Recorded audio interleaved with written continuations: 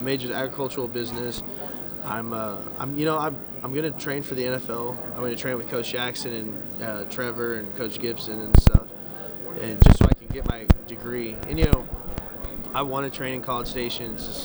It's home. It's what helped me become who I was, and I feel like that's just the necessary thing to do. And wherever life takes me, I'm gonna love it. Whatever happens. Do you have an ideal job outside of football at some point? I have no idea. I haven't started looking into that. I think I got to start doing that. That'll be my New Year's resolution. So tonight I'll start thinking about it. Thanks, Spencer. Well, I was going to ask him about Brent, that he interrupted him, but Brent left. Tried a couple of more goofy stuff for you. oh no. Uh-oh. Well, if you're thinking about a job, what about journalism after what happened yesterday? Maybe a sideline analyst or a TV analyst for football? I saw some potential there. Me and Coach Reeves, one of the O-line coaches, were talking about it. Maybe on ESPN have like a Nealy's hour or something, on College game day, but it's not on Saturday. It'd be like Friday night, and we could get like the fans' perspective. Me just walking around the towns and stuff, all the smallest college towns, wherever they're at. Getting all the fan stuff. I think that'd be sweet. So you never know. You never know. Be like a Tony Siragusa on the sideline where all the fans are. You've mentioned law school before, though, haven't you? I have mentioned law school. Law school is definitely still has a potential. I just need to take the LSAT, which I'm planning on taking. With all the stuff going on this next semester, I definitely thought I'd have a little more free time. But, I'm going to get my degree, and I'll probably try to take law school or the LSAT, in the summer if things, don't work out or whatnot. And we'll see. I don't know. I'm just hopping in the car and riding straight wherever, putting it on autopilot. But you did mention, we kind of came up late, but you did mention that you will try to get to the NFL. Once this game's over, you will begin work, and that will be the first priority for you, is to see what happens as far as professional football. Yes, sir.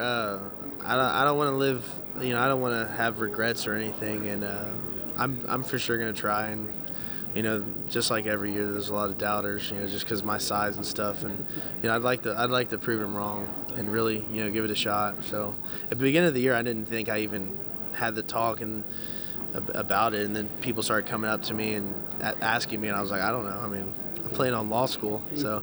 But no, it's definitely overwhelming of how fast this all comes on you. And graduating in May, I'm like, I'm done with college. My mom's starting to give me. I'm like, so what do you think I should do? She's like, it's your decision. Like, talking about training and stuff. And I was like, well, I'm going to get my degree and stay in College Station. I don't know if I'm ready to leave.